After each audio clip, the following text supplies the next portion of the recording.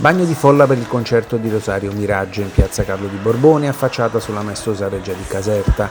Oltre 10.000 i presenti che hanno assistito a una serata di musica, emozioni e solidarietà, trasformando uno dei luoghi simbolo della Campania in un grande abbraccio collettivo. Il pubblico è stato protagonista accompagnando l'artista dall'inizio alla fine dello spettacolo, cantando tutte le sue hit e tutti gli ultimi brani che hanno segnato la carriera e le sue produzioni, autore Sergio Donati, anche quelli più recenti. Tutto coadiuvato dal produttore e direttore artistico Checco D'Alessio. Tra gli ospiti che hanno duettato con Miraggio sul palco LDA, K7, Francesco Da Vinci, Ivan Granatino, Mr. Hyde, Mavi, Ida Rendano, Silvia Uras e Maria Esposito. Toccante il momento dedicato alla solidarietà, con la donazione alla Fondazione Santo Bono Pausilipon.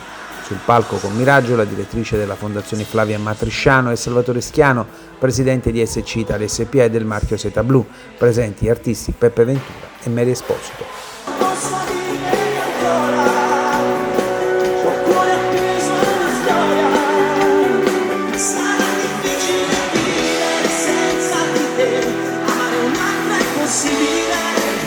Misure